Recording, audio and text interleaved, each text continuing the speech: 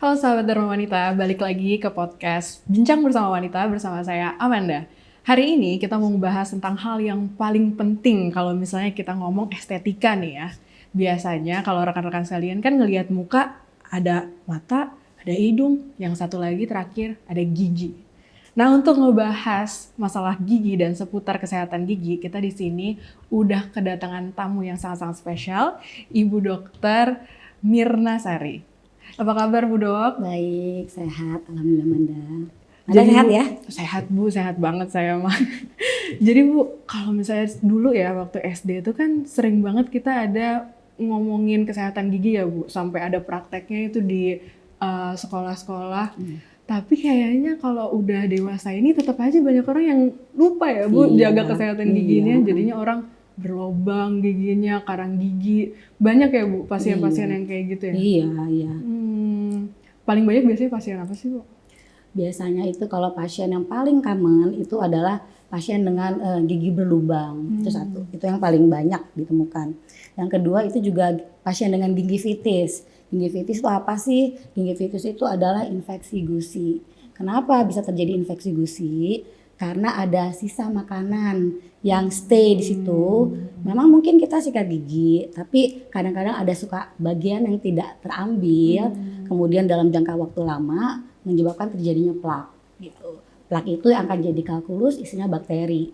Itu yang jadi menyebabkan gusinya bengkak, gusinya berdarah, dan akhirnya lead to banyak kejadian lain sesudahnya. Bisa gigi lepas atau ya, pokoknya mulainya dari plak dan kalkulus itu. Berarti mulainya dari yang pertama itu plak dulu ya Bu, baru nanti biasanya berkembang ke yang lain lagi ya.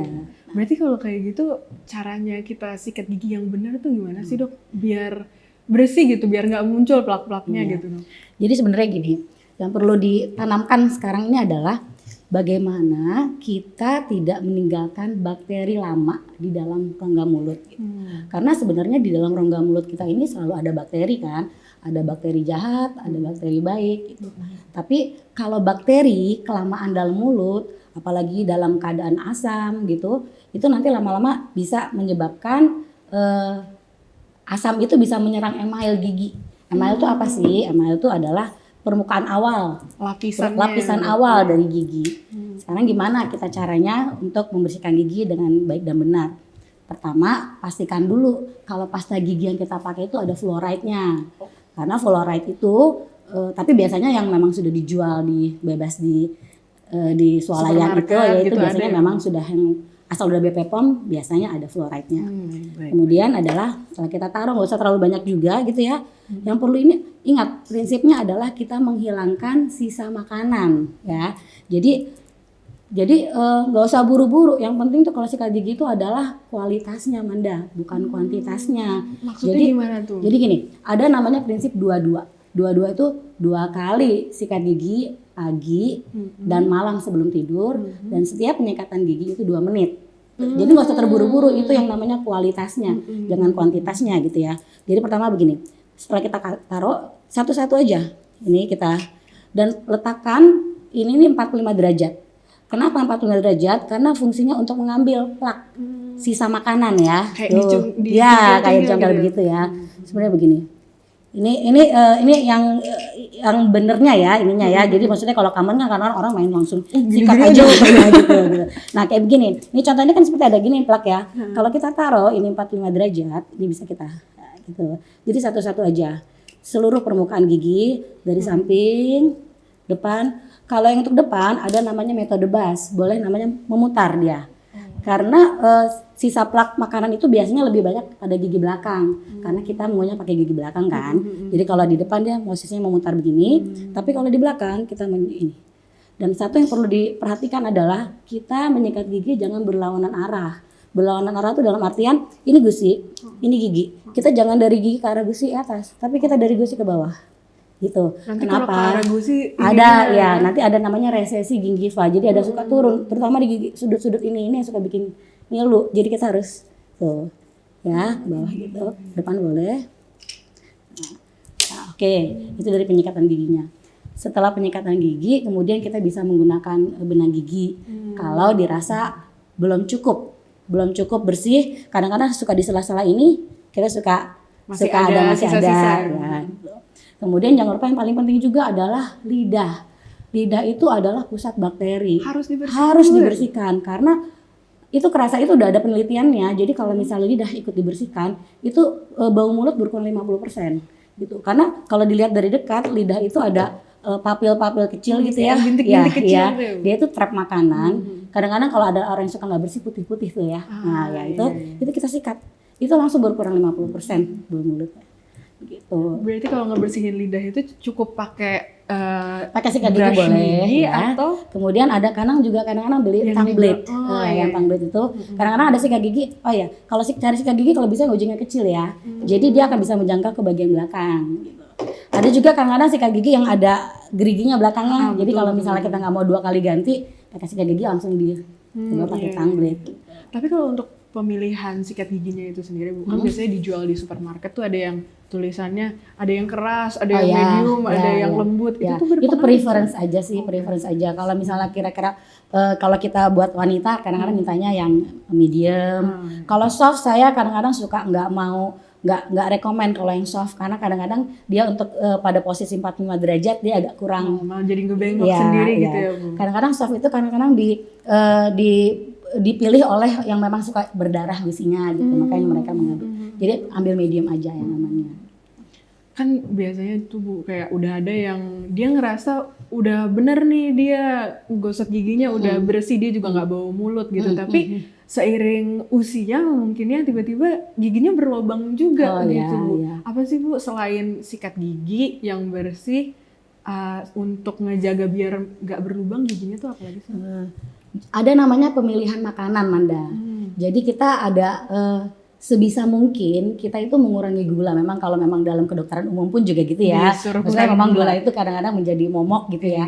Jadi kalau misalnya dalam kesehatan gigi juga gula itu apa sih? Itu karbohidrat sederhana sebenarnya. Apa aja, bukan hanya permen, bukan hanya coklat, bukan hanya es krim gitu ya. Kadang-kadang nasi aja kita makan, kita kunyah itu kan karbohidrat. Kalau kita kunyah lama-lama menjadi manis itu kan jadi gula gitu ya gitu. Kemudian susu manis gitu. Jadi mengurangi makanan yang manis-manis itu karena apa? Begitu manis itu ketemu dengan bakteri dalam mulut, itu langsung kondisi mulut jadi asam. Setelah kondisi mulut asam, itu yang langsung tadi nyerang email lapisan pertama gigi.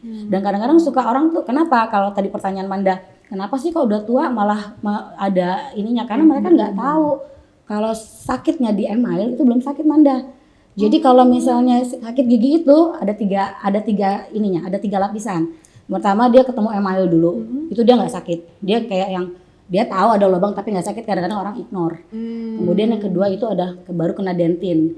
Dentin itu ada perpanjangan tubulus dentin namanya, yang memang nanti dia bisa jadi sedikit sakit kalau dia ada rangsangan seperti kena minum dingin, kena minum panas atau makan agak keras, itu baru sakit. Dan itu kadang-kadang nggak semua orang juga mau langsung tiba-tiba kucuk-kucuk datang ke dokter gigi. Kalau lagi udah nggak sakit udah nggak datang gitu. Nanti once dia udah sampai ke tahap ketiga, udah sampai ke dalam kamar pulpa, itu yang senut apa namanya, nggak ngapa-ngapain juga baru sakit. Ke dokter gigi itu jadi PR gitu, Mandai. Itu jadi pemilihan makanan gitu ya. Juga perbanyak makan serat. Perbanyak makan buah, perbanyak makan sayur, teorinya begitu ya. Kemudian juga kalau misalnya kita di kantor nih, kita nggak ada sikat gigi, Manda habis makan manis, Manda habis makan besar, habis makan nasi, kumur aja, kumur air putih will do, nggak apa-apa, boleh cuma tinggal ini aja, jadi dia fungsinya membilas. Dan kemudian jangan lupa kalau mengunyah itu jangan di satu sisi, Manda. Mengunyah tuh kalau bisa, memang kadang-kadang lupa ya, kadang-kadang kita kalau suka preferensi suka makannya di kanan aja gitu ya. Kadang-kadang di kiri kita nggak pakai makan, itu harus balance. Kenapa? Karena kalau misalnya kita misalnya kita makannya di sini aja, cuma makan di sini, itu pasti yang kotor akan di sebelah kiri. Kotor tuh dalam artian akan banyak plak dan kalkulus ya. Karena apa? Jadi kita tuh ada namanya kelenjar ludah paratis itu ada di sini ya. Benar ya, di sebelah kanan, sama di depan biasanya. Itu kalau kita pakai makan, begitu kita makan itu nanti dia akan terangsang itu kelenjar gulanya, kelenjar ludahnya, habis itu dia akan membuat efek self cleansing. Jadi dia langsung mengeluarkan saliva ngebersihin. Jadi begitu Manda cuma pakai makan di sebelah sini, cuma di sini aja nih yang dibersihin. Yang di sini nggak dibersihin. Karena nggak terasa ya sebelah sininya. Jadi banyak kalau misalnya pasien itu bisa kelihatan kalau datang ke klinik gitu, oh ini bapak atau ibu banyak makannya sebelah kiri nih, nggak makannya nggak balance kiri kanan. Tapi kan dok, itu kan suatu hal yang kita nggak aware ya, gitu ya. Kita makan ya makan aja lagi enak. Kadang-kadang preferensinya kanan atau kiri gitu. Memang kadang-kadang kalau lagi inget, oh ya kita harus balancing kiri dan kanan. Berarti itu harus self conscious dari kita sendiri ya ibu ya. Berarti harus mikir ya. Aku baru tahu tuh. Nanti kayaknya nanti Manda makan pas buka Manda jadi mikir deh. Ini udah ganti belum ya kanan atau kiri? Jadi ingat ya ininya ya kiri kanannya ya gitu. Terus tadi kan Bu Dokter ngomongnya banyak juga yang udah pasien gigi berlubang, terus abis itu karies juga ya Bu. Itu tuh berarti tadi kan kita udah ngomongin mengenai kebersihannya, terus tadi juga ada yang cara ngunyah makanannya juga. Nah kalau dari makanannya sendiri itu ada yang berpengaruh nggak selain yang gula tadi itu? Ya, yang lengket juga ya, yang lengket aja. Jangan jadi udah gula jangan lengket. Jadi gini, kadang-kadang kalau kita suka lihat ada anak kecil ya, ada anak kecil yang giginya gigis tuh depannya tuh, ya apa namanya anak kecil yang giginya banyak kariesnya depannya. Itu biasanya bukan mau nyalahin mamahnya ya, tapi itu biasanya memang sepanjang malam itu gigi pasti kontak dengan gula. Gula di sini bisa dalam kaitan ASI atau susu botol gitu. Jadi kalau kita tidur tuh mulut dalam keadaan kering ya, dalam keadaan kering, juga dalam keadaan asam, terpapar gula. Taruh let's say kita tidur misalnya ini anak tidur 8 jam semalaman, lepas sedikit masuk lagi di sepanjang malam gitu ya. Itu cepet banget itunya. Jadi itu kan menunjukkan kalau makanan yang mengandung gula dan lengket itu cepet sekali, apalagi over and over sepanjang waktu berulang kali selama dalam setahun itu cepet banget bikin dia berlubang. Menarik tadi mengenai ASI ya Bu. Berarti kalau kayak gitu ibunya juga harus kontrol sugar intake-nya dia ya Bu? Nggak ngaruh intinya. Maksudnya kalau ASI itu kan memang basically manis ya. Belum pernah coba juga tapi basically kan manis-manisnya sebenarnya pas. Tapi kalau dia terpapar sepanjang malam 8 jam ke gigi itu kan bahaya juga gitu ya, apalagi kalau gigi tidur dalam keadaan kering anaknya gitu. Terus udah gitu kalau misalnya ini juga Manda, saya juga pengen menekankan untuk masalah plak gitu ya. Kadang-kadang kalau misalnya orang-orang kan selama ini sukanya karies aja, gigi berlubang aja gitu yang di concern gitu ya. Sebenarnya ada juga yang silent ininya tuh adalah plak dan kalkulus itu. Karang gigi ya. Karang gigi itu kan memang yang sisa makanan tadi yang disebutkan tadi ya. Memang sisa makanan gitu yang letaknya kadang-kadang bukan di gusi aja, tapi di dalam gusi gitu. Di dalam gusi, iya. Jadi gini, kita sikat gigi aja kadang-kadang masih ada makanan yang tertinggal kan ya. Maksudnya masih di selipan-selipan ini pasti masih ada yang tertinggal di sini nih. Kemudian kita bantu dengan benang gigi gitu ya. Itu akan kumur juga.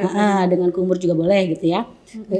Jadi di sela-sela ini itu kadang-kadang kalau misalnya dalam waktu lama plak dan kalkulus itu kan isinya bakteri ya Manda ya. Isinya bakteri. Bakteri itu kan dianggapnya benda asing nih di dalam tubuh nih ya. Itu dia gimana sih ada benda asing dalam tubuh gitu kan, jadi kan kayak langsung menyebabkan tubuh kita ini begitu hebatnya, begitu dia lihat ada bakteri, dia langsung kayak bikin self defense, dia nyerang, dia maksudnya oh ini ada musuh nih, dia bilang gitu. Jadi dia serang dengan cara apa? Perdarahan gitu. That's why kadang-kadang kalau aku udah ngerasa bersih sikat gigi, tapi kalau sikat gigi kok aku suka berdarah ya, nggak tahu nih berdarahnya di mana nih, kadang-kadang di sebelah mana, kadang-kadang kerasa aja gitu berdarah gitu. Itu pasti ada plak dan kalkulusnya yang ada di dalam. That's why itu memang kadang-kadang perlu dibersihkan dengan scaling ke klinik. Gitu. Itu anjurannya setahun berapa kali sih Dok? Kalau yang idealnya tuh setahun 2 kali ya Manda ya. Apalagi kalau untuk yang banyak minum kopi, banyak minum teh, rokok gitu ya. Kemudian juga sikat giginya nggak teratur gitu, nggak pakai metode 2-2 tadi ya, yang dua kali dan 2 menit itu ya. Itu sebaiknya memang setahun 2 kali. Tapi kalau memang kayaknya gitu diundur 8-9 bulan boleh. Ini nih Dok, tadi Bu Dokter mention mengenai orang-orang yang suka minum kopi, suka ngerokok, suka ngeteh. Itu kan kita semua banget ya Bu. Pasti setiap hari apalagi zaman sekarang kopi udah ada di mana-mana Iya. kan jadi kayak kebutuhan gitu ya Bu.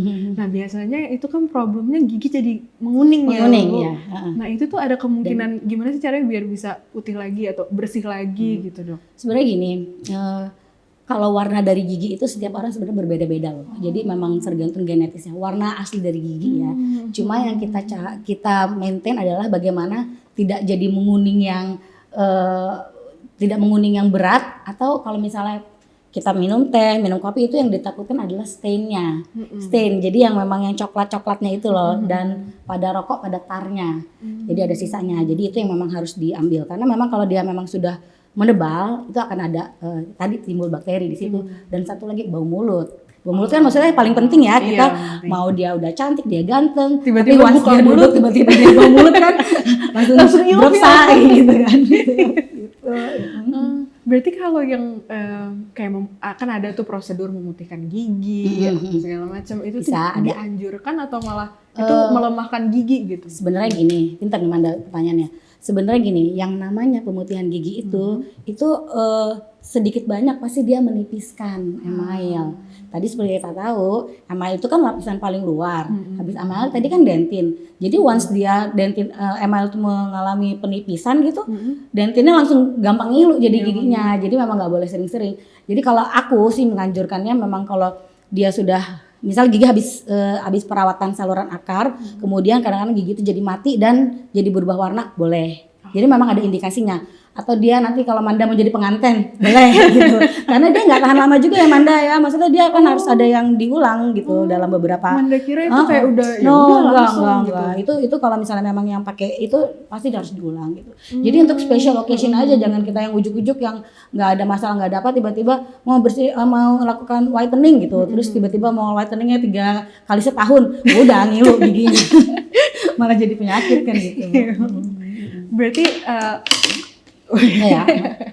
lapisan terdepan gigi itu kan berarti penting banget ya Bu. Gitu ya. Itu tuh gimana kalau misalnya memang dia udah rusak nih, udah rusak parah, perawatannya ulangnya itu gimana sih biar dia balik kuat gitu? Ditambal ke dokter gigi. Oh, Itu udah nggak bisa lagi. Ya karena yang kita perlu tahu itu kan sebenarnya gigi itu kan sampai ribuan tahun ya. Makanya dia suka dipakai untuk dia forensik, ilmu forensik. Semua udah hilang gigi tapi kan bisa tetap ada gitu.